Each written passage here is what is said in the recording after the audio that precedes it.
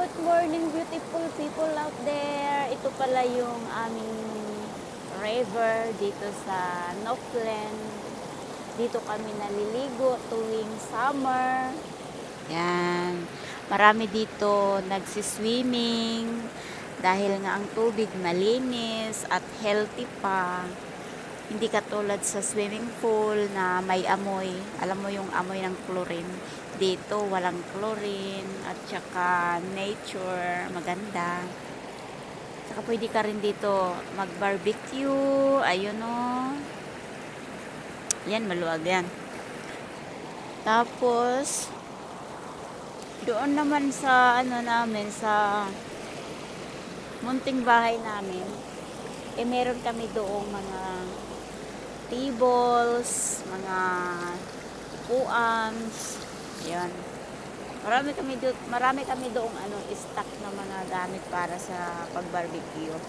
Tapos halimbawa, kung pwede ka dito mag-party, meron din kaming tent na pwede matulugan. Yan. Dito kami pag may bisita kami ng mga bata, dito ko nilalaro sila. Tapos meron kaming maliit na yung boat na binubumba-bumba. Yun. Ayun o, pakita ko lang sa inyo ang buong kabuuan. Dito yung tambayan namin talaga. Ito yung tambayan namin dito. Dito talaga kami nagtatambay tuwing summer.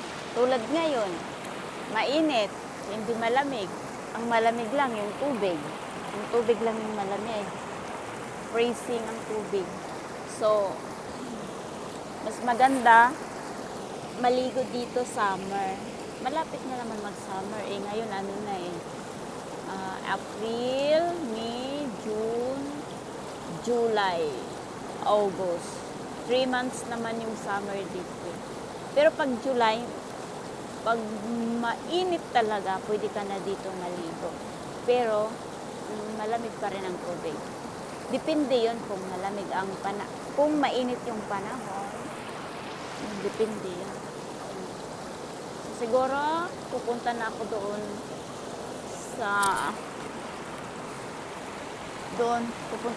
sa amin, sa may munting bahay namin doon. Punta na ako doon. Ayun yung shoes ko, nabasa. Yan pala yung aking internet, libre lang yan. Kaya yan ang ginagamit ko. Ayaw ko kasi magbayad ng every month. Kasi I am kuriput. Ito yung aking baon, na chocolate.